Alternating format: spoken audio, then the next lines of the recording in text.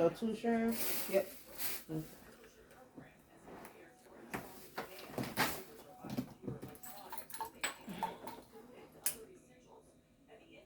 It was a lot of fun. I wish my children could grow up like that. But you had a run-in with somebody, an infamous person. I did. In 1970, at the state park, it was Ken Lake State Park, I had a run-in with John Wayne Gacy. And, well, actually, I ran into him 3 years later, too. But so the first time you met him was, you were how old? I was about a month or a couple weeks from being 15. What happened? It was a typical hot August night. I was at the state park, and I'd been playing with some of the tourist kids.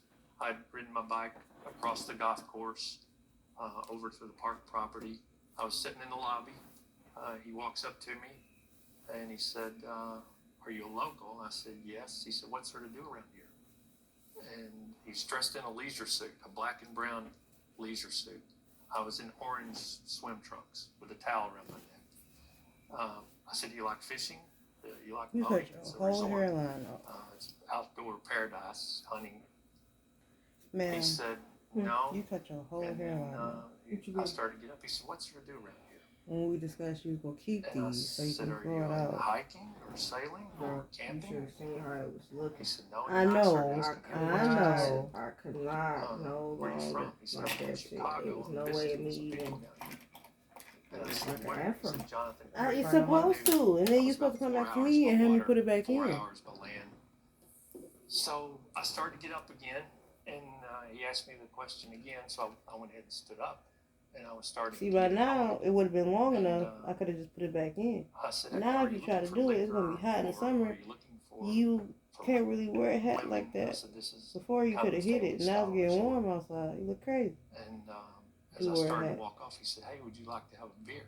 It's too warm to wear hats I now. said, "Sure." So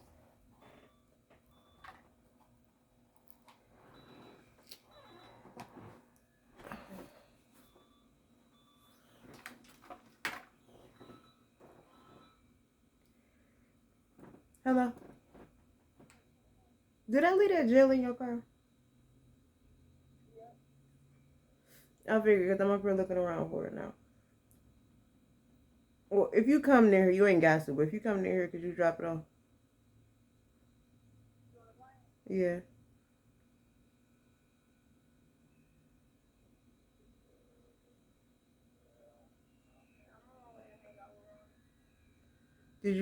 Are you okay? Do you feel better?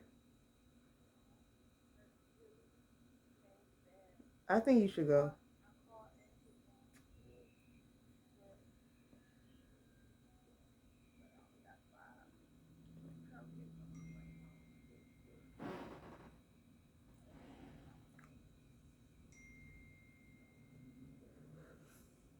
I think you should go to the hospital. Yeah.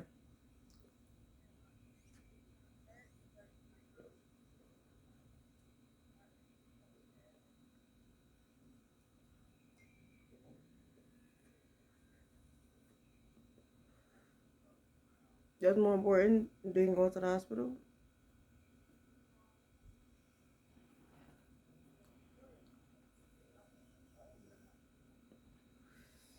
I know what you don't want to do. I understand what you don't want to do.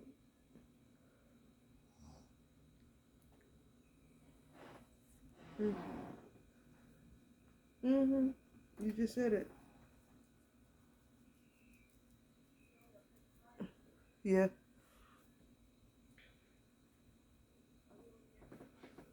Mm-hmm. Yeah.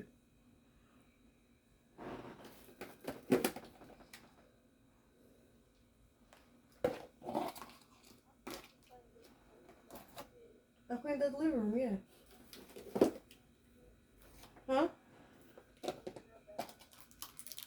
You seen how that living room was looking when I left.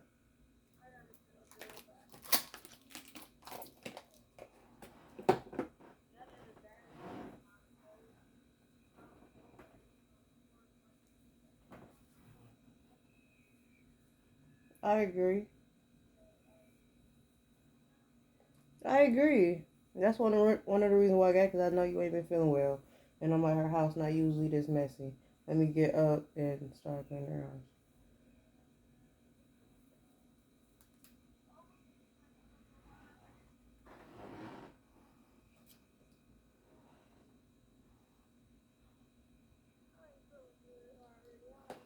I know. I think you should go.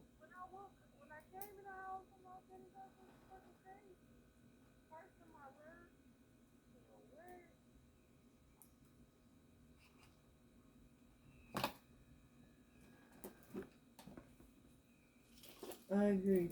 Your house is looking great.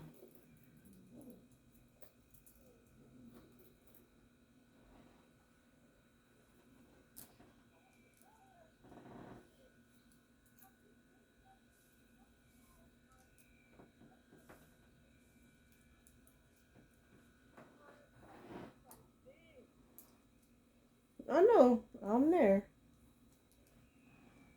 We done.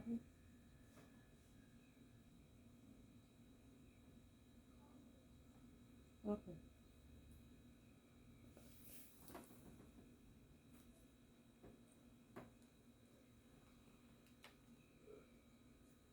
So we walked down to his room. It was the sixth room on the left. I knew most of the workers at the state park, but there was a new desk clerk named Ella working that night, and we had seen each other. I had the keys to to some of the rooms where I could get a fresh towel if I needed it. Since my mother worked there, I was a fixture really on the property. So we go down to his room. He opens the door. It was the old-fashioned keys back then. I walk in. I take a couple steps. He walks in behind me, and he takes his hand and he grazes my behind, my butt. And I thought that was a little weird. I thought maybe that was a mistake. I looked to the right, which was a typical hotel room, and the bathtub was completely filled to the top with ice. And there was two chairs, two beds. The TV was in between the chairs. I took a seat at the first chair, and then he goes to a cooler and brings back a beer. It was a Weeder, red, white, and black can. He hands me the beer, and then he goes over and shuts the curtains. And we were on the first floor, and my bike was parked just right outside the window, probably 30, 40 feet away. And he's closed the curtains. He walks past me. This would have been the picture glass window here. This would have been the restroom. As he goes past me, he starts talking to me, just asking me questions and, what I did, what my parents did and things like that. And he locks the door. And now I'm starting to feel, well, that's a little weird too, because initially I thought we was going to have kind of a man-to-man conversation. I'd been around my dad had a sawdust clandestine gambling joint behind the gas station, and he'd let me hang out with all the men in there. He'd also, when I was 13, I got on my dad about not being able to mow yards because we didn't have any neighbors, and he said, I'll take you down to the lake where all the guides come in, let you clean fish. So he told me to go in and start talking to the guides about cleaning fish, and my pitch to them was, while you're getting your boat gassed up for tomorrow, your bait, everything ready for tomorrow, I can take care of this for you. And that was kind of my little side hustle when I was 13. But anyway, back to Gacy. He seemed to start getting agitated. So I was drinking my beer. On his next trip through, he asked me if I liked sex books. And in my mind, I was thinking Playboy. And I'd only seen Playboy a few times on the back of the bus with one of my friends. He would take the Playboy from his older brother, and all of us would gather around on the back of a school bus in a rural road where we were all bumping heads trying to see the centerfold. And so he takes a suitcase out, sets it on the bed, opens it up. It's full of books. There's probably a magazine. There's probably 50 or 60 magazines there. I reach over, start fanning through them, and I didn't see anything that I thought I would like. So he grabs a couple and just hands them to me. I sat back and I start thumbing through them. They're all boys. So at this time, when I'm going through the magazines, he's back in the restroom. I hear the faucet come on and off. Next time he comes out, he's got a towel wrapped around his neck. And at that time when he came out, he locks the deadbolt on the door. So now things start to go, slow motion kicks in on me. I think this is not right. Something's wrong. I'm in a bad situation here. So I got the same feeling about a year before. Me and a fellow that was a friend of mine tried to swim across Kentucky Lake, which was almost a mile wide. We got halfway across and he starts to panic. I said, you got to roll over and start swimming on your back till we get some help. And I started looking for a buoy, someplace for us to find something to float. Luckily, in a few minutes, the Border Patrol or the Lake Patrol came through and we were able to get out of there. But I had the same feeling. I was starting to panic a little bit. He comes back through and I said, hey, there's just boys in these books. And he says, I got something else you might like. So he goes to the other side of the bed, puts another suitcase up on the bed, opens it up. It's full of shackles and handcuffs and chains. And inside my mind, I'm thinking, this is bad. I gotta get out of here. So I take my beer. It was about half full. I set it down to my left heel. And I said, the next time he goes to the bathroom, I'm going to take this cooler and I'm either going to throw it through the window or I'm going to move it where I can get away. So he goes in the bathroom again, and his demeanor, his eyes start to get a little squinty. He was changing. He was looking at me. He was sneering at me when he would walk by. And I'm a pretty big kid for 15, but I knew I didn't have enough. This was a powerfully built man. And so as soon as he goes in the bathroom and the faucet comes on, I grab the cooler.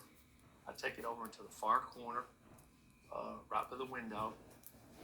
And when he comes back out, after he had mentioned the chains and the shackles and all that stuff, I said, do you have any snacks? And while he's looking at me, I kicked my beer over. And he acted kind of disoriented for a second. He said, no, I don't have any snacks. And I said, can I have another beer? So he looks where the cooler was. He didn't see the cooler. And he goes, starts looking for the cooler. Well, he walks past me and around both beds, and I hit the door. And I'm unlocking the chain, I'm unlocking the deadbolt. And I open the door, and just as I step out, he grabs me. And he grabs at me. He hits me a couple of times, but I just kept backpedaling because I didn't have on a shirt for him to grab. I didn't have any shoes. So I back on out of there, walk past the desk clerk, Ella, and I get on my bike. I'm a little shaken, but I didn't know who he was. I just figured it was some weird guy. But I'd been around enough men with my father's backroom gambling establishment that I knew that was not normal. So I get home, I go across the golf course, the dew's flying up off my bike, hit me. It was wet. I had to cross the road and go up a hill. We lived up on a hill. I had a German Shepherd named Vaughn, and Vaughn started to bark like I was a stranger till I got about halfway up the hill. Then he knew it was me, so he started whimpering. My mom opens the door. She says, where you been? I was getting ready to come looking for you. And I said, Mom, you're not going to believe what happened to me. And so I told her the whole story. My mom smoked about 3 cigarettes a day, but she backed up against the kitchen counter and lit a cigarette. And I could tell she was real concerned. And I said, this weird guy tried to trap me in his room. At first, she was just taking it in, but then she got more nervous and more nervous. She worked there. she worked at the state park, but she was a desk clerk too. Now she started as a waitress when she was young. So she said, "Well, I'll talk to your dad about it when he gets home." And we knew it'd be midnight before he got home. That's when all the gambling stopped. He ran the gambling from 1 in the morning, or from 1 in the afternoon to midnight, 1 in the morning. So fast forward 3 years, we still live by the park. That's still my playground. I'm working at the marina now. And I'd taken on a lot of responsibilities at the marina. I was in charge of the houseboat rentals and other things. I worked with a big Samoan guy. He was 6'4". His name's Pete. So me and Pete are setting out by the gas docks at the marina, and I went in the 5 in the morning to 1 in the afternoon shift, and I thought, well, I'm going to check the wind, see how calm the lake is. I'm going to walk to the front of the marina and see if it's black capping or if we can go water skiing when I get off. So I walked to the front of the marina, I turned the corner, and I bump into a guy. And my first reaction was, I said, "Excuse me." I step aside, he steps aside, and it was him. Now I'm almost 18 now. And I said, "Hey, do you remember me?" And he said, "No, I don't remember you." And I said, "You're from Chicago." I said, "You remember me?" And he said, "No, I don't." Well, I was kind of full of piss and vinegar at that age, so I kind of went chest to chest with him. I said, "Yes, you do. I'm not 14 anymore." Well, I was almost 15. And by that time, my boss walks out, Mr. Wilhelm, and he says, "Everything okay?" So we went our separate ways. Then I guess it's 78, December 78. I'm older now. I'm driving. A lot of the kids I went to school, high school and college with in that part of the country had moved to Nashville. I'd been in Nashville partying. We had closed down some bars in Printer's Alley, which was a big section of Nashville, Tennessee. I was hungover. I was hungry. It was December 23rd, I believe. So I started home. I went by Rivergate Mall. I was going to get a present from my mom and dad, and I ended up getting one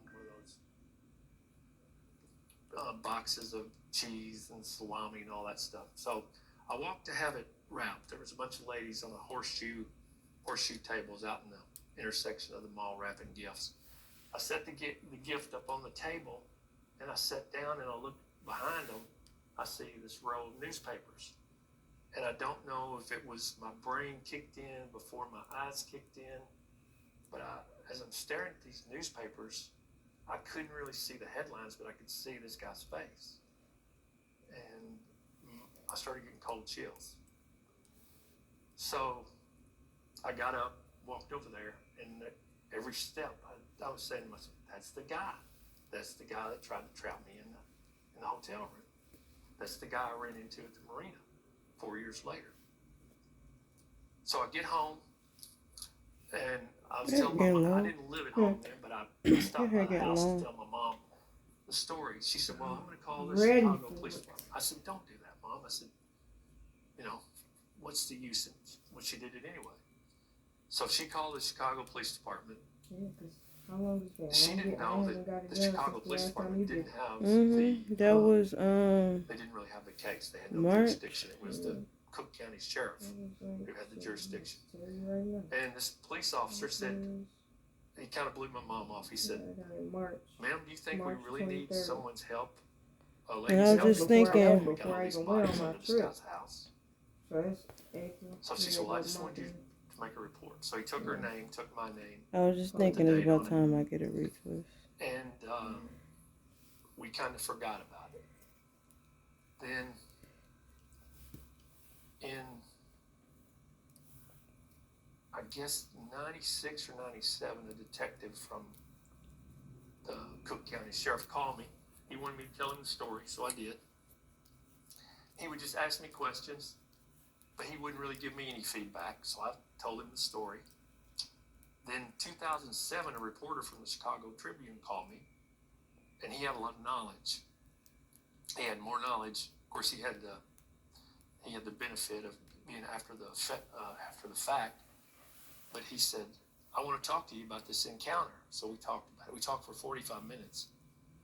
And he said he believed, and I do too now, that Gacy cruised the Dells of Wisconsin, Lake Geneva, Lake of the Ozarks, and Kentucky Lake. And he said they have a lot of what they call drownings, but he don't believe they were drownings. He believed these young men were killed. So we kind of parted. You know, he said he'd get back in touch with me, and he asked me if I wanted to talk to him again, to call him. I never did.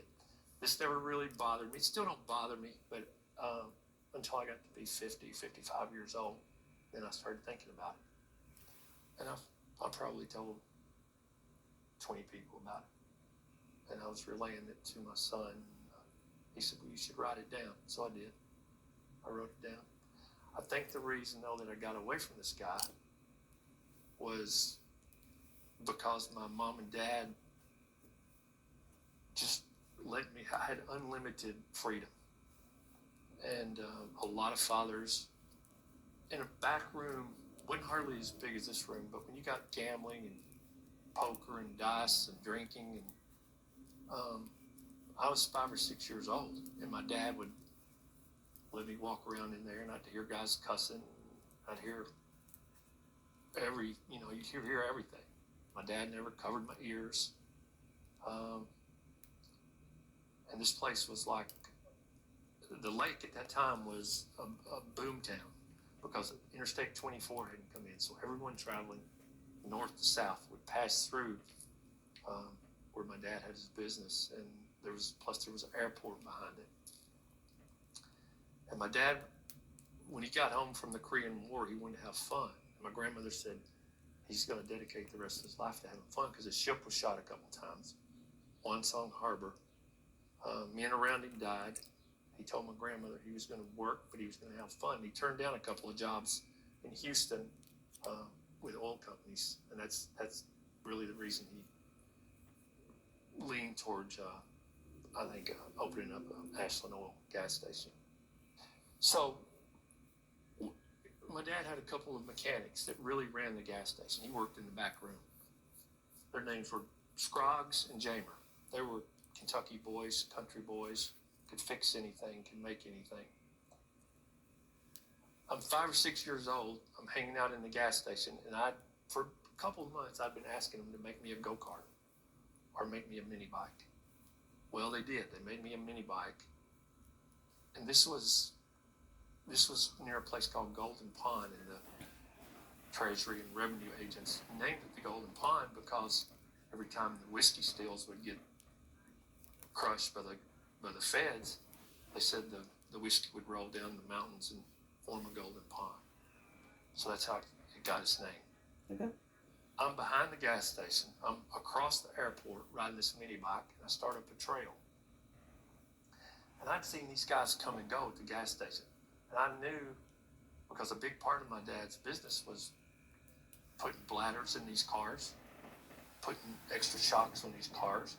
He didn't do it, but the guys working for him did. So they were hauling whiskey to Evansville, to Cincinnati, to Nashville. And there was a couple of guys that kind of stood out as haulers. They'd make sure their cars was clean because they didn't want to look like they were coming from the back roads. So there was one guy in particular. His name was Scooper, and he was kind of a James Dean looking character. So I'm riding my mini bike. I go up this mountain on this trail. It had a lot of power too. It was a custom made bike. A deer jumps out in front of me, and I kind of crashed. Just kind of went over. As I went over, there was a mound. I could hear these men arguing, and they were arguing in a whiskey still. And so I looked at them, and I thought, oh, that's just guys making whiskey. And here I'm 6 years old, but I know what's going on. I go back to my mini bike, and then I hear a fight break out between these guys, and I hear a guy let out a wail. And I thought I recognized one of the guys as one of the drivers who used to drive the whiskey. And I didn't know what had happened to the guy. So I get back to the station, I didn't mention it to my dad. Just another incident of men gathered doing something. A few days later, my dad tells me this guy died, and they had stabbed him in the femoral artery.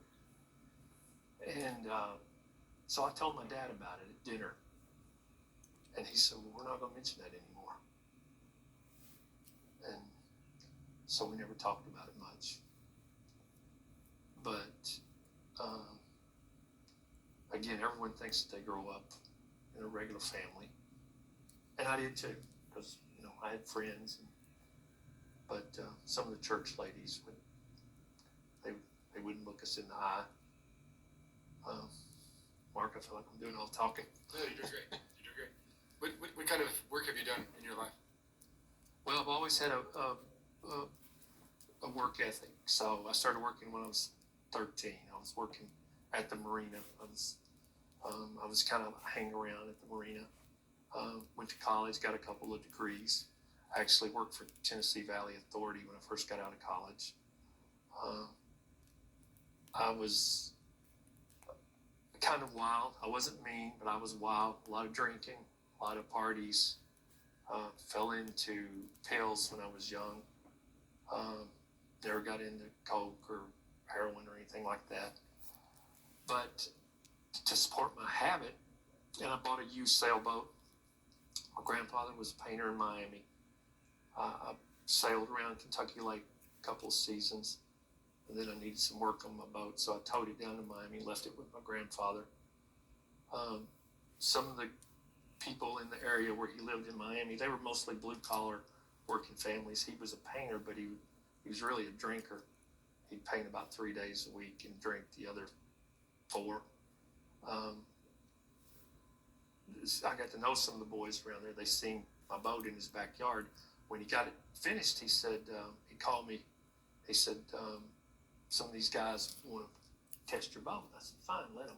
I kind of grew up with them when I was down there visiting. In about a year, I'd call and say, is my boat okay? He'd say, yeah, they brought it back. And then they quit bringing it back. So I went down to investigate. These guys were bringing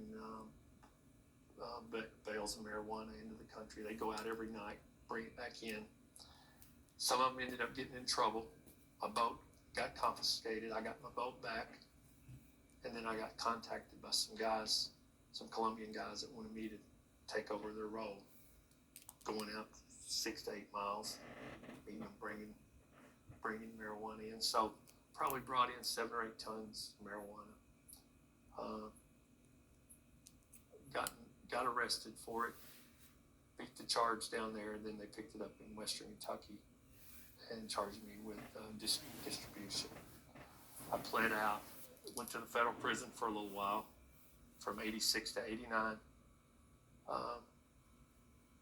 Since I went to, they rate you when you go into federal prison. You're either a 1, which is a low-level white-collar criminal, or you're a 6, which is the worst of the worst. When you're in the federal prison, I was a 1. I started out in camps. Started out in Lexington, went to Terre Haute, went to Duluth, and went back to Marion, Illinois, which was right across the street from the only level 6 that replaced Alcatraz. So I was a model prisoner, stayed busy, played tennis, played on the prison basketball team. One day my counselor comes and said, I want you to go home. You've been good. I want you to go home for 5 days. I said, okay. So I thought it was a chance to spend some time with my children. I go home, and when I get home, I become afflicted with pneumonia. So I went to my family doctor. One of the rules when you leave federal prison on a furlough, you're not supposed to take any medicine. So I called the prison. I said, I've got pneumonia. They give me 3 medications. They said, bring them in with you. So when you're in at that time, when you're in the federal prison system, your counselors, the correctional officers would say things like, if you mess up here, boy, we'll send you on up the ladder, and you'll end up in Marion, Illinois, in the new Alcatraz. And nobody paid much attention. They were just kind of kidding with you. So I come back in after my furlough. I set my 3 bottles of medicine up there. They said, take him across the street and lock him up, even though I got permission to bring him in. I was an antibiotic. One was Valium because they wanted my lungs to relax. So they put me in the new Alcatraz in the level 6 penitentiary on H unit, which level 1 wasn't supposed to be in the level 6. So I only had a year to go. So I spent the last 11 months basically in the toughest prison. But getting back, when you first enter the prison, these guards and these counselors, they say, if you mess up, we'll send you to the new Alcatraz, and we'll put you on the range with a guy named Sonny Burkett. Sonny Burkett had been in the riots in New York, in the prison riots in New York. He had burned snitches with blow torches. He had 1,800 years, and he was on H unit in Marion, Illinois. So I'd been in there about 2 hours. I'm laying on my cell, and you don't even have bars. The place is so bad, they take you to the dentist in a cage. They'll put you in a cage, like you were a big cat or something. They'll pull you to the dentist. You had to go through 15 or 20 electronic doors to get back there to where the cells were. So all these years, these 3 years, they'd say, or 2 years, they'd say, you mess up here, we'll send you to Marion, Illinois, and put you on the range with Sonny Burkett.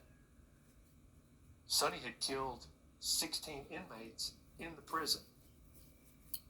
He'd been in the Attica riots, and they transferred the worst of the worst state prisoners to the worst federal prison. So I'm laying there on my cell. It's all on my bed. It's all concrete. There's no way to make a tool out of anything. And there's no bars on the doors either. It's just a window. And the hall's real wide because, I guess, for security purposes. So all of a sudden, this face pops up in my cell door. And he said, you're new, aren't you? And I said, yeah, I just got here. He said, you don't know? I said, no. He said, I'm Sonny Burkett. You've heard of me, haven't you? And I said, well, I think I have heard of you, son.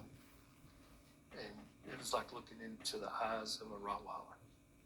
He goes, you scared of me? And I said, well, I don't have any reason to be scared of you. I just got here. He said, you have any king, which is an orange drink you mix up. And I said, I just got here. I hadn't had time to go to commissary or put in an order for anything. He said, well, when you get some keen, I'll trade you some coffee. And as he's talking to me, this guy pops up across the hall. Half his face is a spider web. And I found out later this guy's name was Hacksaw. He had escaped from all the other penitentiaries, the level 5s, the level 4s. And he had kind of gone crazy, but he knew who Sonny was. So he's shaking his head no all the time Sonny is talking to me. So as soon as Sonny leaves, he goes, hey. He goes, that guy will try to trick you into going to the law library. He'll take you to the law library and kill you. That's where he kills everyone. And I said, well, I wasn't going to go to the law library. I'm about out of here. I said, what about you, Hacksaw? He said, well, I got 10 more years. He said, but I'll get out of here. I said, this is escape proof. You'll never get out of here. It's a level 6 penitentiary. I said, you can't get out of here. He goes, oh, yeah, I can. He said, they'll transfer me to another unit. He said, the last time I escaped, I went to Mexico. Went into a big story. So, Sonny, I'd been in there a few days, and they brought my clothes over. I filled out a list for commissary where you get oranges and apples. He comes back. We start trading items. I received USA Today and a couple other newspapers. I was there reading one of my newspapers one day, and the only time you really got out of your cell, the place was so dangerous, is if you go to the shower and back, which was twice a week. So I seen this shadow walk by my door, and then this Newsweek come flying under my cell door, and it was Carlos Later, who had been one of the members of the first big cartels in Colombia. It had a note on it. It said, I say you get a couple of newspapers, I get a couple of magazines, let's trade. So we did. So then he got to stopping by my cell. But everybody in the new Alcatraz was long-termers. I wasn't a long-termer. Most of them were violent. I wasn't really violent. I'd been in a few brawls, but I wasn't really violent. So I was lucky to get out of there, I thought. Finally, my mother called the congressman so much to get me out of there that I think I was the last level 1 they were putting on level 6. Got out in 89, started my life over. Moved from Western Kentucky to Lexington, Kentucky, just to be close to my children. A buddy came by from college, went with him. Up to that point, you get all the bad jobs, washing dishes, mopping floors, even with a couple of college degrees, a degree in accounting, a degree in criminal justice, but I still wasn't getting any work until I got an insurance license. Then I started making some money, getting my life back together. I had an insurance office above a grocery store in Lexington, and it was a strip center, but some offices were upstairs, and there were some people that had the office next to me who had contracts to do carpet installation with Lowe's and Home Depot. Well, they hired people all over the state. They hired some guys in the eastern part of the state. They would come in weekly and work 2 or 3 days and go back. One day they heard me talking about buying a truck. I was in the market for a truck, a used truck. I was going to keep my automobile, but I'm just looking for a truck. These guys were from Floyd County, Kentucky. And then I'd seen them, wave at them, say hi, whatever. They said, hey, we heard you was looking for a truck. And I said, yeah, I'm still looking for a truck. They said, we know a guy's got one for sale. I said, okay. I said, give me his phone number. They said, well, they don't have a phone. He lives over in Floyd County. You probably have to come over there and check it out. So they left. A few days later, the guy goes, hey, I'm going over to Floyd County. You want to ride over with me? And he showed me the picture of this truck again. He said he wants $4,000 for it. I said, okay, when I close down the office, we'll go over there. So I ride over to Floyd County, Kentucky with this guy. I'd worked all over the eastern part of the state. And he says, we got to go to my brother's first, but I got to pick him up at Kmart. So he stops and picks his brother up at Kmart, and his brother comes out of Kmart with a large tent on his shoulder. I'd never seen his brother before, but I said, where's his car? He said, he mumbled something. He said, we're going to go by his house first. Earning your degree online is closer than you think. Apply today to Purdue University Global. So now this feeling I'd had when I was 15 is starting to kick in a little bit. I barely know this guy. He knows I got $4,000 in my pocket. We picked up his brother, who's got a sleepy eye, and he's got a tent on his shoulder. We get to his house. I did need to go to the restroom. So it's up a holler. It's kind of wooden frame house. We walk in the front door and we're standing there. I said, "Where's the guy with the truck?" They said, "Oh, we gotta go over to his house." Well, he motions to the guy to go out and get the tent out of we were in a van. We were in a Chevy van. So I said, "Well, I'm gonna go ahead and go to the restroom." So I go to the restroom. I get in it's a small restroom, and I thought, these guys are going to kill me. They're going to kill me for this $4,000. So I checked the window, and it was hard to open, and it was small, but I finally got it open. I took the shower curtain down, and the door didn't really have a lock on it, so I pressed it up against the doorknob, put it against the tub. It was starting to get dark. I crawled out of this window. I don't know exactly where I am, but I know I'm going to get away from this house. So I walked in the woods for probably an hour. I'd really kind of lost my bearings, so I would walk a while and I'd listen a while. Thought maybe I could hear a car on a road. Thought maybe I could hear a creek, a river, anything. But finally, I did start hearing a car. So I walked to a convenience store. I was leery about getting out on the road and called someone to come pick me up. So that was one of the experiences I had in Appalachia. You had some brushes with almost dying, it seems. Well, couple. I think I got this from my father. My father always rooted for the underdog, but he had he sort of sought out illicit adventures. I did too. It was a thrill for me. I still have a little of that in me. I don't know if I'm not really a gambler, but I think that replaced what some people would call gambling. Is it just the adrenaline? I think so.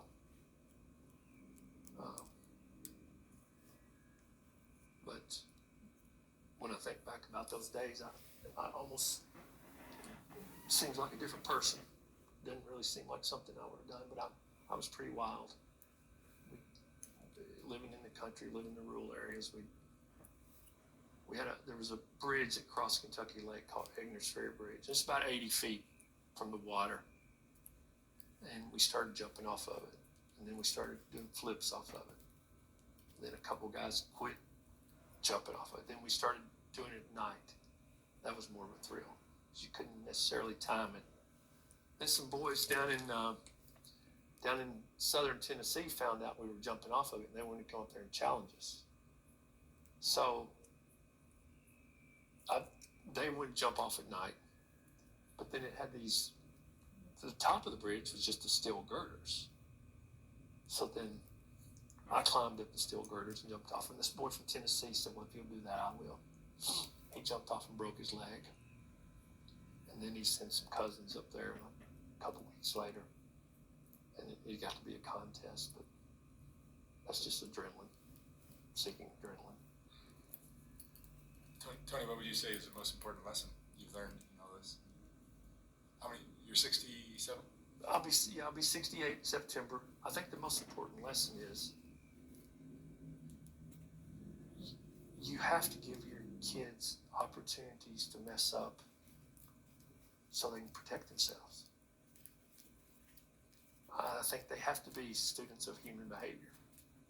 And by hanging around groups of men, whether it was at the back room of my dad's gambling establishment or in a room with 7 or 8 guides, fishing guides, cleaning fish, and you have to be a good listener. And I think you'll figure things out. I think these helicopter parents are doing a real disservice to their children, and I know it's necessary today. Is your ability to figure out what to do in tough situations at an early age is what saved your life? Yeah, exactly. All right. Tony, thank you so much for sharing your stories. You're welcome. Those are fascinating. Thank you very much.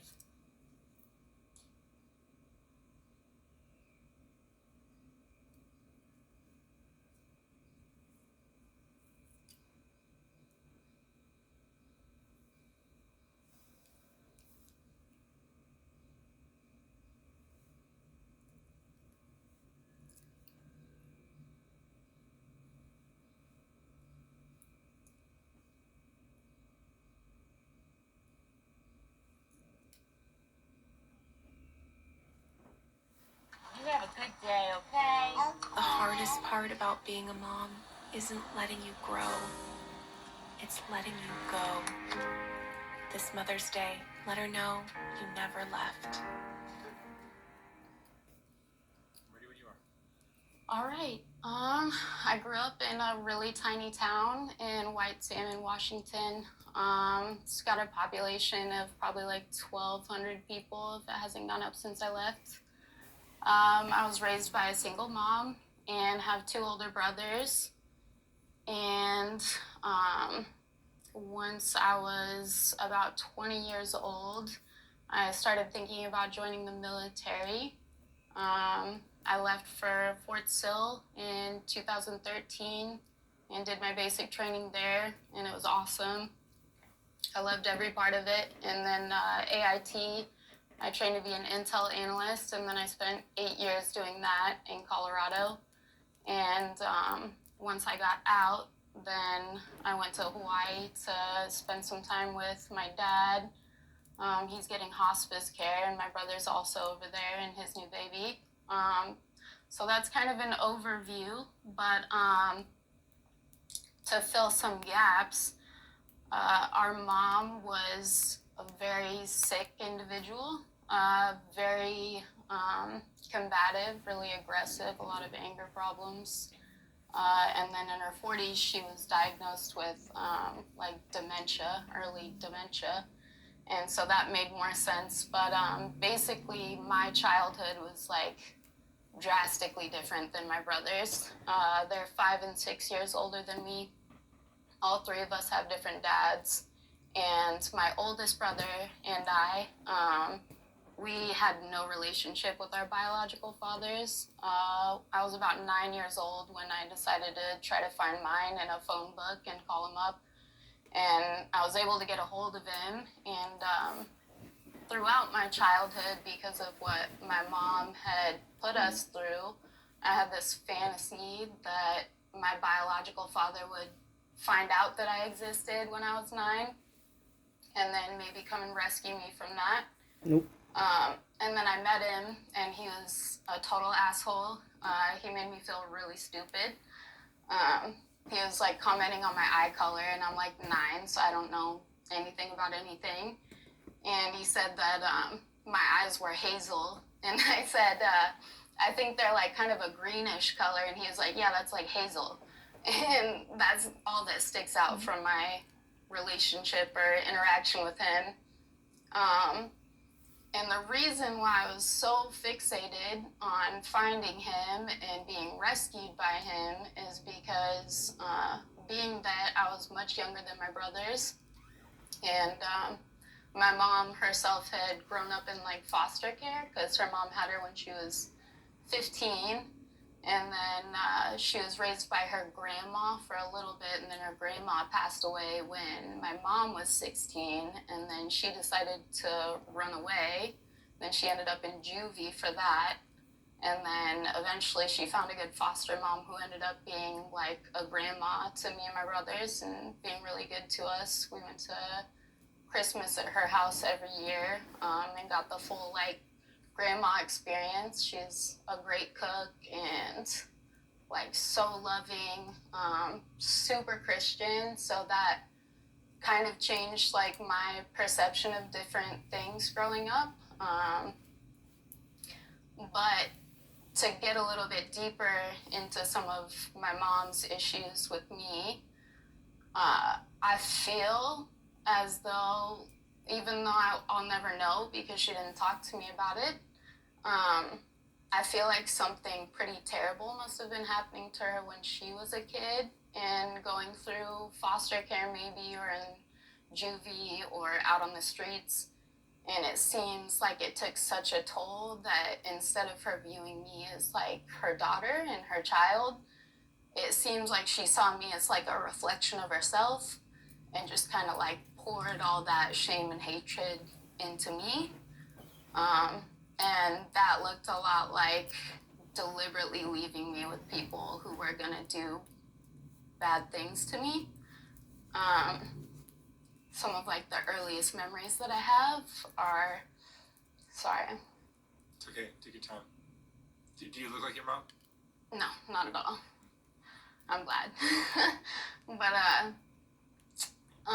some of my earliest memories of some of the things that happened to me with a lot of people throughout my childhood was like smells and feelings and sights of like blood, like not full memories, right? But there'll be like little things that trigger like a little bit of a shred of a memory. But as I got older, it became a lot more clear to me like what I was going to be expected to do with these people. And as I became more aware of it, I would push back because there's certain people, certain like, I don't know how to describe them, like pedophiles that are good at making it seem like a treat. They're good at like giving money or candy or food or clothes or toys and like making you excited to be there and then shifting it. And then some people are just like awful right off the get-go. And it led to a lot of confusion of like, why am I being left here? Like, because my understanding is like they're babysitters or they're friends of mom, or like she trusts me with these people. And sorry, let me just collect my thoughts. So as I got older and more aware and more experienced with certain people, because I'd see the same people again and again, and as I got older, that was an indicator to me that she was like, this was a choice that she was making to take me to these people. So as that realization started to set in as I got older, and this is before I met my dad, so between like birth and 9, I would push back a little bit more. I'd threaten to run away, say I don't want to go, I don't want to like, don't leave me here, I don't want to stay here. And each time that would happen, I'd be stuck in my room and she'd like literally nail the windows shut and then lock my door and leave me like for a long time. Like not long in like the grand scope of things, but like a day or two as a kid just being locked in a box, like no bathroom or anything like that.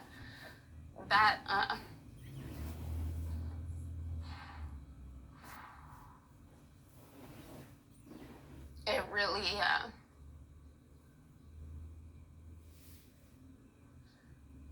changed, I think, what I could have been growing up. And so yeah, that really fed into this desire for somebody to come and scoop me up and take me away from it. That being said, though, as clear as I made it that I hated certain things, certain ones weren't that bad, right? So that's where it kind of goes from like I don't want to do this into shame, because it started to feel like with certain people, it wasn't being done to me. It was something I was doing. And I was so afraid that people were going to find out. And it's like so hard to explain like a child's like mindset about things like this, because as a kid, like I wasn't thinking like, oh, people are gonna call me like a slut and think I'm promiscuous. As a child, I'm thinking, I don't know what this is, but it feels gross, it feels wrong. I know at least my friends like don't want to be naked around other people. And so like, given that comparison, it just felt like I was like really fucking up and being gross, and it was my choice. And that like over time, once these things stopped, that just kind of became like my understanding of how to interact with men. So around the age of 14, it was beginning to taper off, and I got my first period that year. And my mom actually purchased like cemetery plots at Lyle Cemetery. It's like 20 minutes away from my hometown. And she like walked me up into the cemetery and showed me my plot and said like, this is where you're gonna be because you're done. I'm done. Like I think she was trying to get across that like my purpose, what I was meant to do for her, I didn't have that job anymore because I'm not like right for it anymore. I felt exactly. I felt like I was being like fired, like terminated, basically. This is rural Washington? Yeah, very rural. And that really feeds into it too, because in a town that small, everyone knows everyone, perception is reality, and my mom was perceived as this like beacon in the community. She had a daycare when I was a kid, and then around the time that I went to middle school, she finished up her master's degree in like sociology or something, and she got a job with the Head Start in town, the only Head Start in town, as like the center coordinator, so kind of like a principal. And so like everyone in the community, especially in our church, just thought she was like the best thing ever. And I could never relate to that because she was like such a fucking monster at home. Like she was psychotic. Like Do you think up she in the, was doing this for money? I don't know what it was for because we really struggled with money. Like I know I talk about her having a master's degree, but like the way I describe my home growing up is it's literally a single wide trailer. They took half of the trailer off and built onto it to turn it into a house. So like we had like this like shack of a house with a trailer hitch still attached. Did she have a drug problem? No, not that I know of. And then it was just last year in Hawaii with our dad who's getting hospice care because he's on like such heavy medications. He had substance abuse issues, so now he's got cancer and they're trying to treat pain, and he's got such a like high threshold for pain medications and things like that. So in that delirium, he's admitted a few things that I didn't know about my mom, like that they dealt cocaine before the boys were born. That would have been in like the early to mid 80s. But after that, my experience with her growing up was like very Christian, no drinking except maybe a glass of wine. Anytime I would cry as a kid, she thought I was on drugs. She'd accuse me of being on drugs if I was breaking down because she was being like crazy and throwing shit or slamming things and it was too much. As soon as I'd start to break down, she couldn't see it for like the reaction that it was, but she treated it more like it's just coming out of the blue and like, why are you acting so crazy? You must be on something. And like, again, I kind of like absorbed all of that, and I got really heavy into drinking after I turned 14, but I never touched drugs because I was so afraid of any like weird behavior I had being tied to that.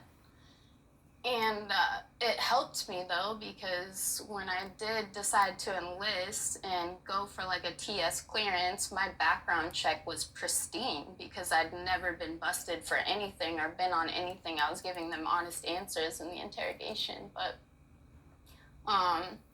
so between 14 and 16, she was done with me and made it very clear she wanted me out, but it's not the same as living in like a bigger city because you can't just like walk out on the street and find a stranger to crash with or whatever. Like I said, like everyone knew me, everyone knew my mom, so when I did get out of the house, I had to just like go back there. And so I started partying a lot when I was 14. That was like freshman year of high school. I got my first boyfriend, and between 14 and 15, with him especially, everything that had kind of like piled up when I was little started to like cause problems with that relationship because like teenagers are kind of thinking similarly, like when they get into relationships, right? Start thinking about like sex and things like that, kissing, everything. And it was like so weird for me because I had such an aversion to him kissing me. So we put that off for almost like the whole first year of our relationship. We didn't kiss, which I know seems ironic.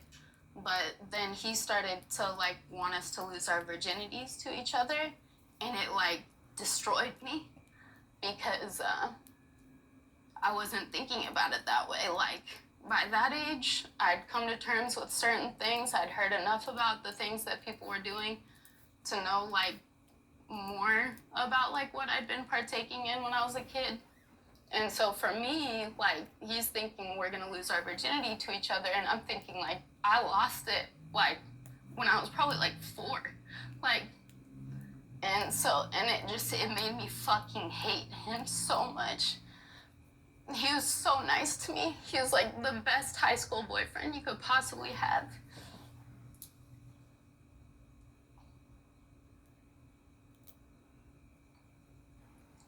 Sorry, it's so weird because I don't know you. but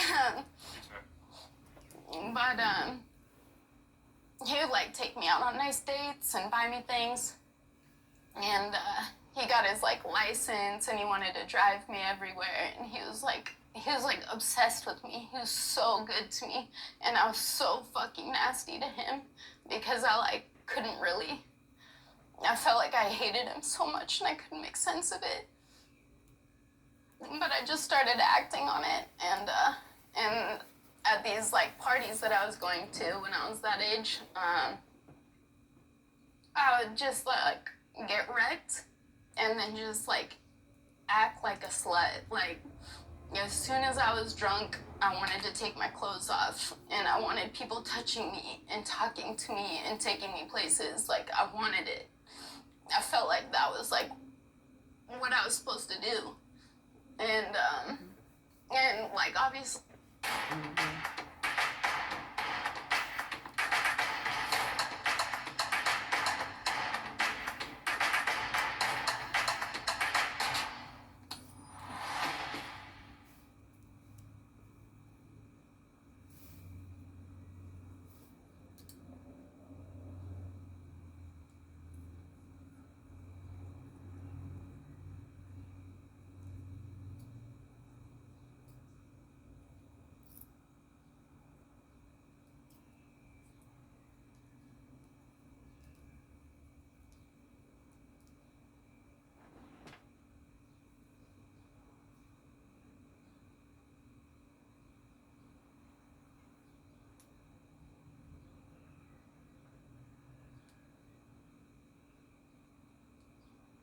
What happened?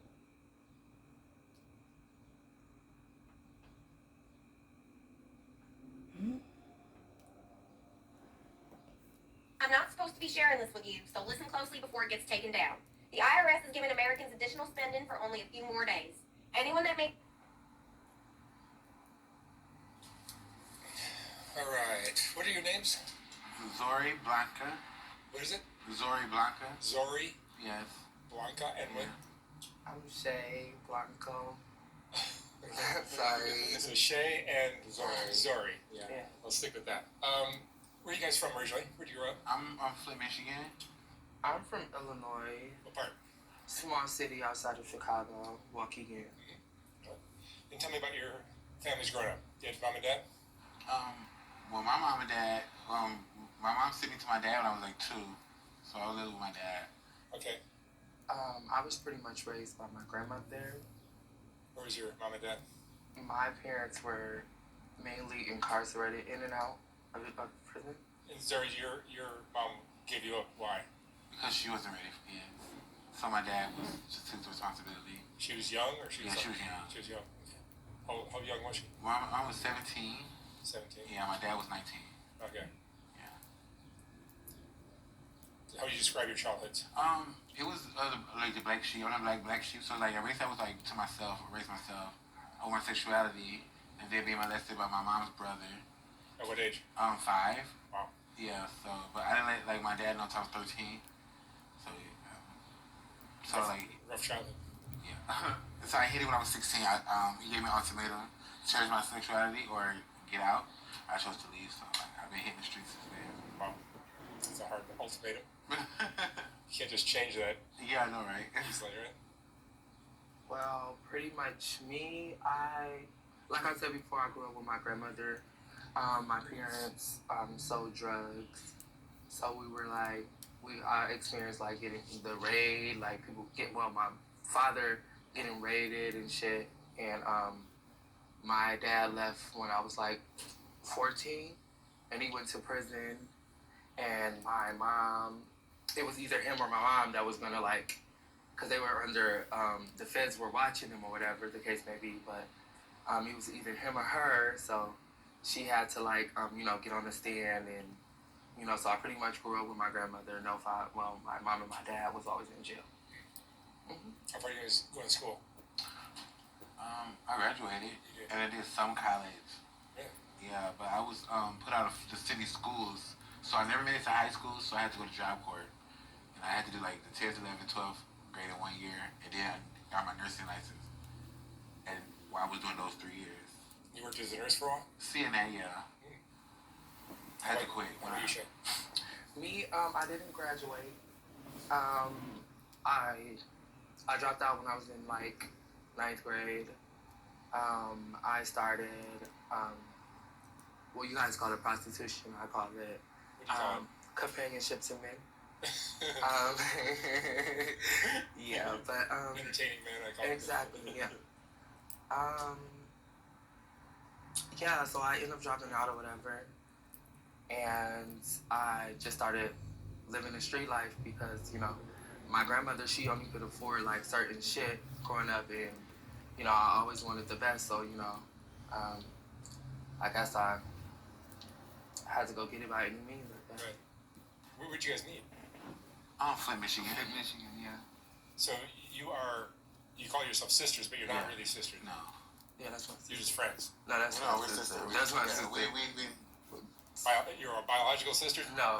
I got it. Okay. Yeah. So you're sisters. Yeah. Got it. And you came to LA when? 2015. 2015. Yeah. And We went to Atlanta first, Yeah. though. We used to take the map. Wherever the coin dropped, is a city, is a state. We just up and just went to like. Chicago, Detroit, Atlanta, LA. Yeah. You like rough cities.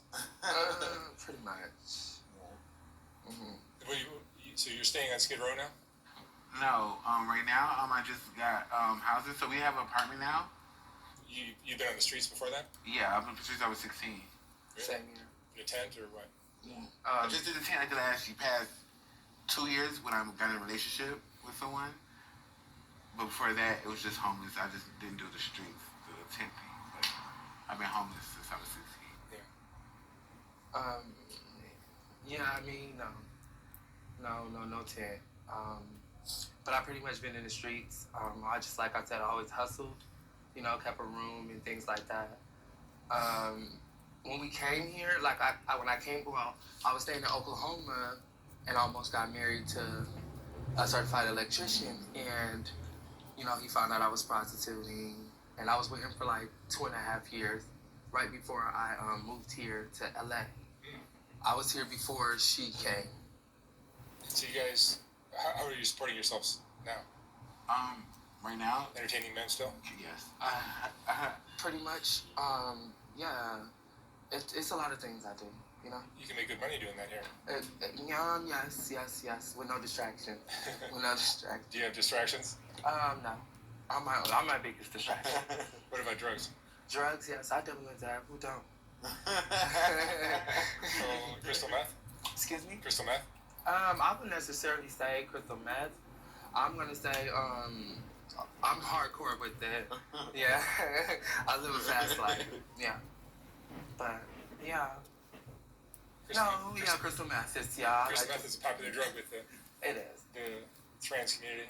That was like the first thing they asked us when we got off the plane. Like, it's like the thing to do now, I guess. That's not what you do, how you do it, I guess. Are you guys happier in LA than you were in other cities? Yeah.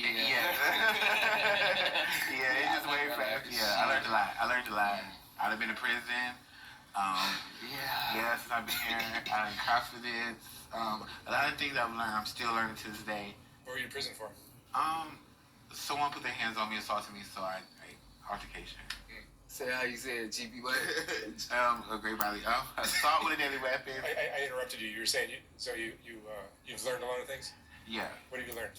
Like I said, confidence. My confidence got stronger. Patience. I was noticing I was a pushover, but I'm very nice. So like I kind of like got this backbone. Right now I'm just trying to figure out what I have to figure out like what I like and what I don't like again, from being homeless to going back to the normal life again. Right. And like, okay, so That's not an easy adjustment sometimes. now, Especially, You think it would be, but I think it's hard for a lot of people. especially when it's like, especially when you're out on the streets. Because when we came here, we only had each other. You know what I mean? So it's great that you have a good friend in each other. Oh yes. And it was like kind of hard when she went to prison. Like, cause I just started like indulging in crystal meth or whatever, and she ended up leaving, and it was like I'm around these people that I really don't want to be around, and I'm watching people like, try to get me high to the point where sometimes you lose yourself off of crystal meth if you don't, if you don't do it the right way. However, but I overcame the battle. And being trans is much easier here. Yeah. Yes. There's a life of because you never really find trans that is in a relationship that is a man that's comfortable. Or open. And here the men are comfortable with being with their trans woman in public, despite however they look. They don't mind. They're for them. Even if they're for females, they're still for the trans. So, like, that's what I really like about it. There's a lot of people on the down low. Here, I don't even think down low even exists here. Yeah, like, because it's not being bisexual or not even just being just liking what you like is normal here. Liking what you like. Because it looks good. Yeah. Whatever moves you. Do you guys feel like you were always meant to be trans? I never looked at it as being trans. Because back at home before I transitioned, I was like really not too. I really didn't have a lot of information, knowledge on them. But I always knew that I was female. Yeah. You feel like you were born that way? Yeah. You too, Zoe? My biggest accomplishment, I think it's there. I've been transitioning since I was 16. Was there any abuse in your childhood? Yeah, like yes. My dad didn't he didn't go for it. Like, I used to be like terrified of him. Like, there's some things that you may not know about me. There's stuff I haven't told you to. There are only 2 people on this planet who know we're taking it to the grave. You need to get out of my house and get out of New York. Hands on the table. So what are you gonna do with this thing? I don't want to end up like you. I need every document he has on me. And she put it that way. It's you that killed everything good in his family. Must have been our tongue.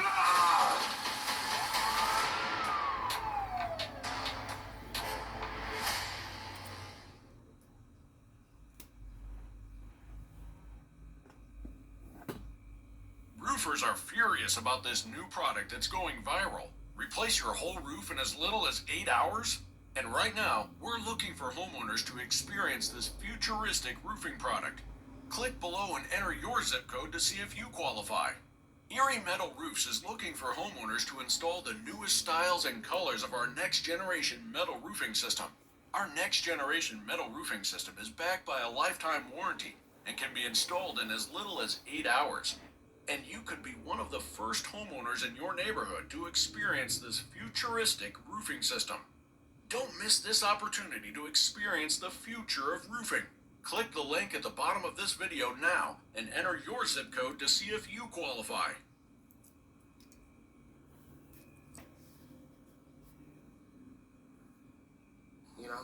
And I'm accepted at home, but it's like they had to grow into it. Was there any sexual abuse in your childhood? Yes. My mom's friend, weirdo. Her son was a weirdo, and he used to I sucked his dick at 7. It's bad I say that, but it's true though. And it's like, it scarred me. It had me doing things I probably wouldn't normally be doing. You know what I mean? But I've always been a girl. Are you doing hormones or anything like that? Yes, I take hormones. I've been on hormones for since I was 18, on and off. How do taking female hormones affect a biological male? Fuck. Especially with the I think she got her first case off the hormone. I call it as just being pregnant without the baby. You just have all the mood swings, all the adjustments. If you're in a relationship, the guy don't have knowledge on it, so he think that you're using that as an excuse for everything, and it's pushing the buttons, and you were ticking off, don't know why you ticked off, don't know why you going, but everything is overboard. Like, when you ticked off, the littlest thing just push you off. It's like a pregnant woman. You have the same mood swings as a pregnant woman. How old are you guys? I'm 32. I'm 28. And is it easy to make friends in this community, or is it just you hang out with each other? Where we from? the LGBTQ community is not big in the city where we were staying at, but so it really just been us. But the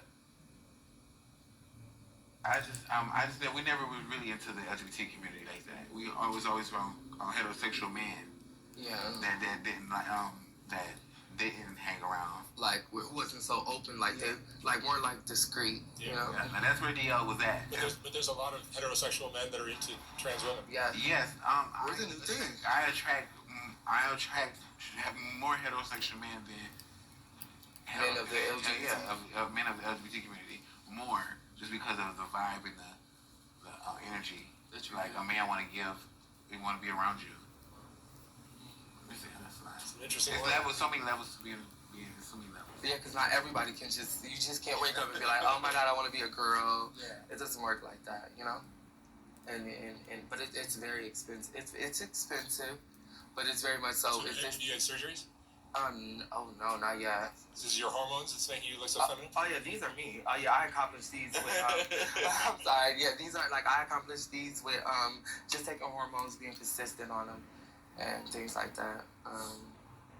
Yeah, before I left home though, like, my family didn't see all of this, you know what I mean? So it's like, it's a struggle for me to go back. Like, I haven't been back home in like how long has it been? Like 9 years. Mm-hmm. Mm-hmm. And you're happy? Yes. You guys seem happy. Yeah. What's the roughest part of this lifestyle for you? Shit. The personal life. My personal life. It's just being with, getting close to someone just trying to get close to someone or trying to make people understand you. Mm-hmm. It's a job by itself. I'm gonna say the men and the meth. Yes, and men and meth do not mix. I swear. And that takes a big part of your life. It does. Like, if you're in love with a man, just describe a man on meth. A man on meth. It's always never faithful. Never faithful. You it's always gonna be infidelity. If I'm saying it right, excuse me. And what's it called? Hallucination. Yeah. And it's and then. Yeah, 95. Would you say 95? 95% of the time. That's what I told her. Like 95% of the time, it's the crystal meth. So I had to tell myself, like, okay, I have to keep saying, because some people really lose it. Some people really think, and like I refuse to go back and forth over something that is not true, and it's only because of the drug, and that it's hard to explain to someone that's high, because I know from experience, when you're high, whatever you think and feel that's what you're gonna die for that. That's what you believe. So there's no proving you or trying to convince you that it's not. So I have to say 95% of the time it's the drug. Crystal meth. But I say fuck that. Because it's like, you have to, excuse my language, but you have to look at the picture. Always, like, one thing we always told each other is, no matter what it is, you always look at the picture. And if the picture might seem a little off, you know, you got to take your time out. You got to put yourself in other people's shoes when you're on crystal meth. This is my evaluation. You have to, like, put yourself in another person's shoes. Like, okay, well, maybe it could be this way. You always got to think for I've always been a person that have to think for the whole table. Like, I'm leading us we're going somewhere. Me and her, we're gonna take us somewhere, and we always got, you know. See, I always thought, as a square male, that you guys would want to be women, meaning you would want to cut off your male equipment and stuff like that. No, it's because... But you actually want to keep it. Yeah, because it's okay. It's besides us being female, us mentally being female, we're into men. But men, you have men that don't want to see it or don't want to touch it, but they're it's just a thought. It's the fetish. It's a fetish. Uh-huh. It's the thought of me being with oh my gosh, a woman with the extra part versus a woman with all the surgery, and they're like, well, I can get me a real female. Like, it defeats the purpose of them wanting to be with a trans. I've heard that trans women will make more money on the street than a... Yes, we do. Yeah, that's true. Yeah, but believe it or not, guys make more money on the street. The gay men. Yeah. Okay. Gay man. Yeah. Gay man, not dressed as a woman, but just... No, like the men. They just don't take advantage of it, because trans community has made it so easy and comfortable for them to feel comfortable with us, knowing that when you think of a trans, you automatically think hustle. She's going to steal, and she's going to get it, and she's prostituting. Yeah. So a lot of the trans made it comfortable for men to come and, okay, I ain't got to do nothing, because they know the trans are going to go, they're going to work, they're going to make sure everything is there. Is there a lot of crazy drama when you guys get picked up on the street? I've been took to Long Beach, my first time in Long Beach. This is like our second one here. and I was with a guy, and I have a sleeping, like I have sleep disorder, and so it's like, I crashed, and he's trying to leave me, and I end up waking up, and long story short, we end up leaving. He asked me if I trust him. I said, yeah. Long story short, we goes to Long Beach, we goes to Compton, and I just feel this eerie feeling, and I goes to my first mind. Never been in that predicament, never knew what I would do if I was in that predicament. I just felt like something was gonna happen, and yeah, they tried to set me up. I don't know what was gonna happen, so I just hit it and ran from Long Beach to Compton to the train station. I don't know where I was going. It's crazy. And you're never getting beaten up or anything like that? Fights, yeah, where we from, more fights where we from. Like, where we from, you're going to, let's just do what you're going to do. Like, you're going to leave home, and you just prepare yourself because they're not gay friendly at all. I had tricks that came up to me because I wouldn't date them. And I'm fighting in the middle of the street with this guy, all because I wouldn't date him. And, yeah, I'd been put in some crazy ass situation where I went with this one guy, because me and her had a rule when we first came is 3 days. If I see you, we have to see each other in 3 days. Like 3 days is the max she can be gone the longest. And this guy ended up taking me, and I get in the car with him and shit. We goes all the way out far. It was Altadena. I know what it is now, but back then I didn't know what it was. We're in Altadena.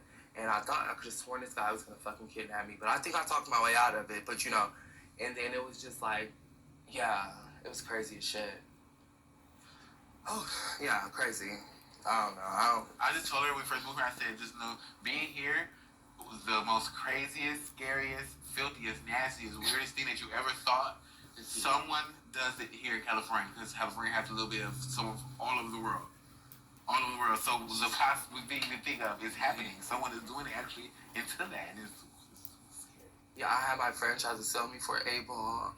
This guy, one of my homegirls, well, I thought was my homegirl, this guy wanted to meet me and shit, and then I'm not knowing she already talking to him on the phone and shit, and come to find out she's trying to fucking sell me, and I'm not knowing. And we in the room gets crazy. The guy's trying to fucking lock me in the motherfucking closet, all types of shit. And I had to fucking, thank God I fucking got out of there. I climbed out the fucking bathroom window, and it was, we've been through a lot here, though. It's been a lot. Do you have any regrets in your life? No, look at me. Yeah, I know, I love it, man. What would you say is the most important lesson you guys have learned in your life? Loyalty and sanity. Say the last one again. Sanity. I tell you, there's two things I own in this world. It's my pussy and my sanity. I control those two. Exactly. Don't touch my man, my dog. My sister. Don't fuck with me. I don't woke up in alleys with fingers in my ass. This is crazy. So much stuff happened. It didn't happen here.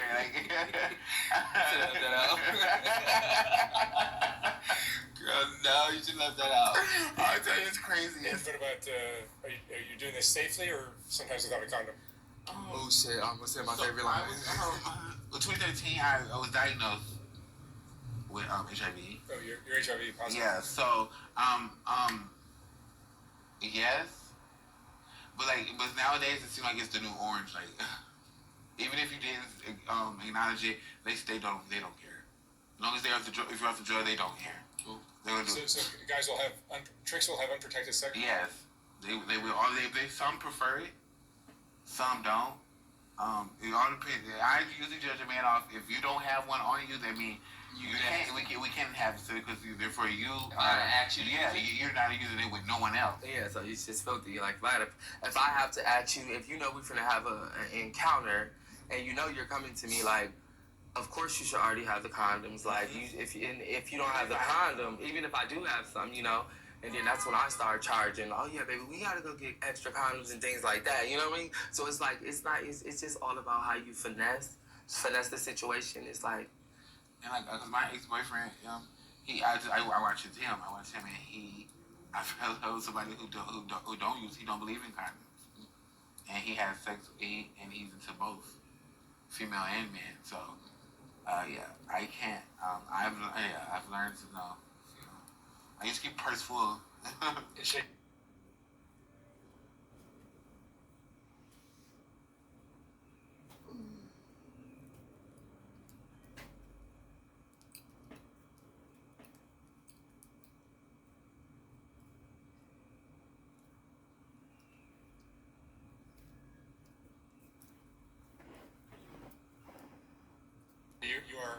HIV negative or positive? Me, I'm I don't want to disclose that. Okay. But yeah, I use protection. I use protection all the time. That's what I stand for. You know, I try to prevent, you know, the next motherfucker from, you know, not even just. You always gotta protect yourself, like out there, like we said before. If I have to ask you to use a condom, it's like, you know, but it's because people are out here, really out here trying to get you, you know, and it's like I didn't watch somebody who I knew had HIV, and I watched them intentionally, you know, try to have sex with me, and then, you know, but you know, they always say it takes two. You have to, because if you don't ask, you know, yeah. All right, Shay and Zoe, thank you so much for sharing your stories. Thank you. I wish you guys lots of luck. I hope you guys do whatever you do safely. I don't know. Oh yeah, I'm very safe. Thank you. Thanks, you guys. Oh, thank you guys for having us.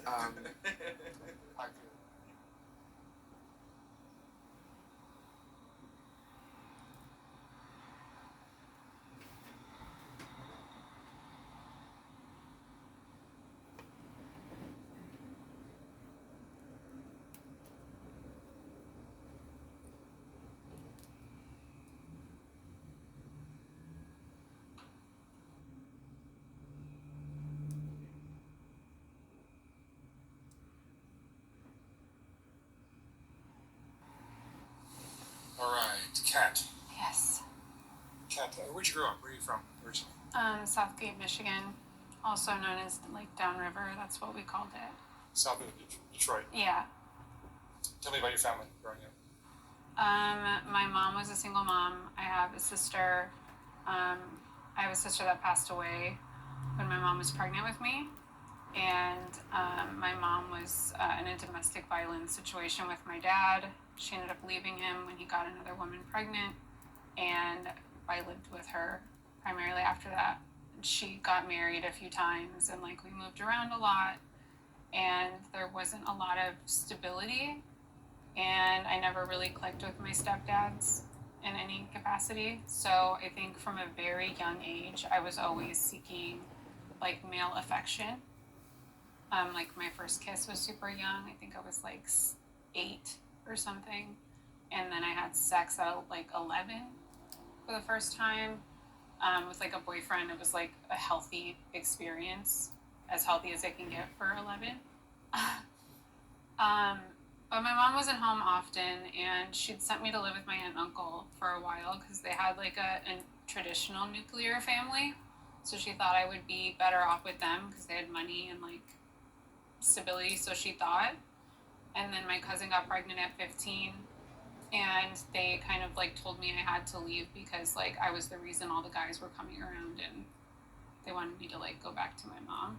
So I went back to her, and that's kind of when shit hit the fan. She was never home. So I went from having like all these extracurricular activities, like I was showing horses and like doing all these things, and back home there was nothing. Like I was just by myself a lot.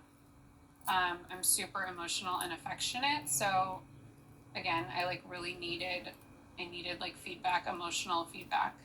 So I sought that out. I started running away to Southwest Detroit, and then ended up dropping out of traditional high school and going to alternative high school, which got the ball rolling even more because the whole group of kids at that school they were all doing like bad stuff. So I started out in Southwest Detroit, hanging out with this family that was extremely dysfunctional, and that's when I started like trying drugs. And I went to like this house, this guy named Tino. He was like a Latin count or something, like a gangbanger. And we walked in, and there was like cocaine from the floor to the ceiling, like bundles, like filled his entire house. That was the first time I tried cocaine. And then I like wasn't into like that like vibe, I guess. Like Mexican, I was always attracted to black guys, so I ended up going further out into the city, like the west side, and running away there by myself. Like just got on a bus and went down there and ended up meeting this girl.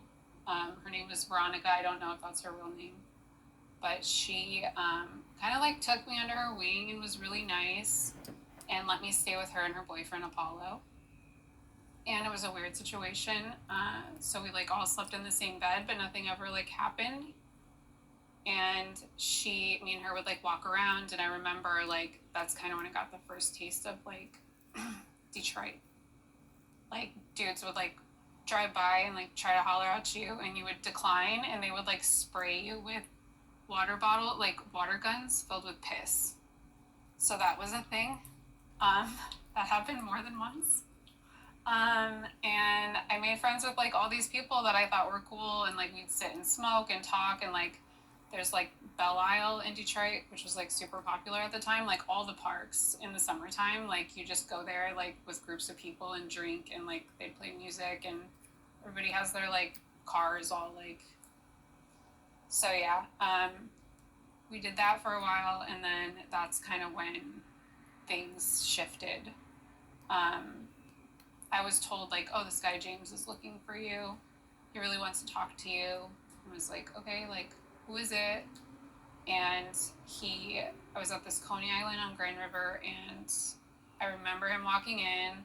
He looked really nice, very like smooth walk. I know it's like weird to say, but he wasn't walking like somebody that I would like, because I knew how to like identify men that were more aggressive just by their like energy, and he didn't have that energy at all.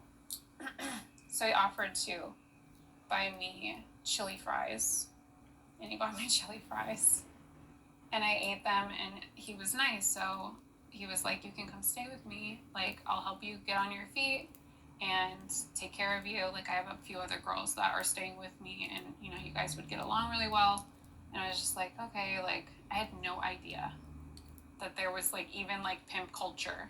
That's how like far removed I was. So he took me there, and then he was like, I walked in, and there were like girls sitting in the living room doing their makeup, like chit chatting, like they were like friends. And I was just like, oh, this is cool. Like, why are they all white? That's like the first thing. And they're all young. I was 14 at the time. So I'm like, they were all pretty close in age. And they didn't say anything bad about him. They didn't warn me. There was no like, this is what this is. It was just sort of like I got eased into it. And he like bought me clothes, and he bought me food. And then the day things like changed with him, I was wearing this like denim jumper. It was like shorts with like buttons down the front. Like you couldn't take the shorts off without unbuttoning the whole thing. And I was like going up these stairs, and he like stopped me on the stairs. He was like, well, I have to test you out before you start like paying me back for everything that I bought you. And I was like, what do you mean? He was like, I just bought you all these clothes. Like I bought you makeup. Like, what do you think? I'm just going to do that for you for free? Like, you're not going to pay me back? And I was just like, don't know what to say. Like, oh, I'm sorry, I'll give it back. Like, and that's the switch flipped for him. Like his eyes like changed, and his eyebrows like did this thing whenever he got like serious, or you knew that it was like going to be an issue. And he like, that's the first time he like sexually assaulted me. It was on the stairs. So after that, definitely felt a little different about the situation. He started like, that's when I started like going, like they would always leave and I didn't know where they went, but he would take groups of girls to different hotels in the area. Like we would go to Nights Inn. There was a Motel 6, a Red Roof Inn on like Telegraph Road. I remember like all of them. I remember all the lobbies. And he would drive us to these hotels. We would all stay in one room together.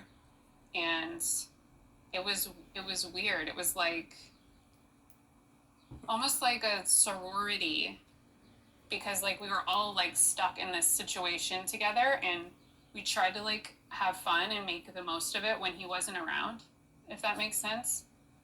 And there was this girl like that was with us. Her name was Treasure, and she like watched the group. She was his baby's mom, so she would bring their son, and he would like go with his dad and like see everything that was going on, like everything. And I was just like, what the fuck? Like, what is going on? What do I do? And then I start empathizing with his kid, and I start empathizing with his baby's mom. And I'm almost like, that's kind of where I learned that I have like a pretty severe savior complex. I didn't want to leave because I didn't want to leave him. I didn't want to like abandon the situation, if that makes sense. So it kind of like pulls you in and like makes you feel like you're a part of a family, but in this like really fucked up way. So. But there's nothing else keeping you from leaving? Oh, there is. Can't leave. You can't leave. The first time I knew that, there was a Red Roof Inn on Telegraph Road, and I walked down into the lobby, walked outside. I think I was going to the vending machine or something, and I just walked outside because I was like, I've been in a hotel room for 2 days, like I just want to go outside. I went outside, and there was this family that kind of reminded me of my family, and I like started talking to the dad. He was just making small talk with me. And I didn't say anything wrong. I just was like trying to feel like normal for a second. And I remember walking back into the room, and this girl, I don't want to say her name, but she was the one that was like always with me, and she's the one I wish I knew where she was. But she was in there on the bed, and I walked in, and I'm like looking at her, not paying attention, and the door shuts behind me, and he pops out from behind the door and like socks me in the side of my face, like right side of my face. And I hit the floor, and she's just sitting there like holding her face. And I was like, didn't know why. Like, I didn't know what I did. He was like, don't ever fucking talk to anybody again. Like, and he walked out. That was it. End of the conversation. And I was like terrified. Like, I had never been hit by a guy before. Like, and not expecting it. I couldn't brace for it. I couldn't like dodge it. It just like cold hit me in the side of my face. So that was enough for me to like, I'm like, okay, I'm good. Like, I don't know what else he can do. I'd seen him like rape other girls, you know, with us. Like, he would do it in the room. 2 of us would usually share a room. If there was like an in-call, one of us would step out and go into like the group room. So it was like a whole like system that we had. And we never talked about like any of the times that I've like had to like work. I've always dodged that topic because it's hard to talk about. But I do remember that year the Red Wings won the Stanley Cup. So I don't know what year that was. I just remember like everybody was outside like screaming. And that was like, I was in a hotel room, and there were 2 men in the hotel room, and me and this other girl. She was younger than me. I think she must have been like 13. She was from like Indiana or something. And these guys came in, and I swear I was like, they looked just like my uncle. Like, just like normal white dudes wearing like Dockers and like boat shoes, like corny, like I don't know how to explain it. I was just like, what? And they had wedding rings on. And I remember feeling so like, it's just like, I just want to go home so bad. Because I knew like I was going to have to like do stuff with them. And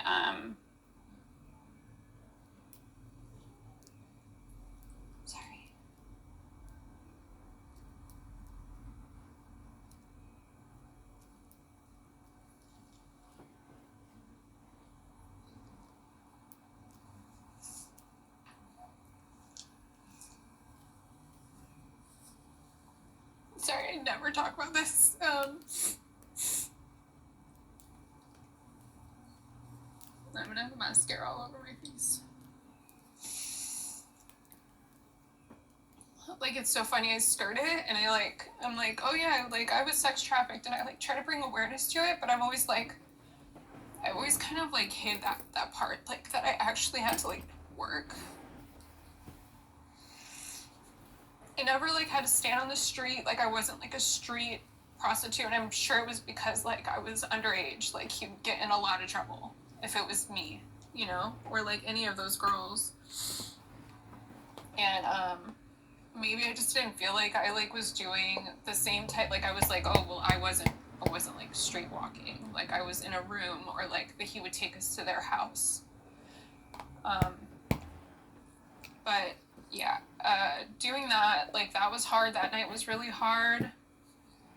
And there was a time I had this like bleeding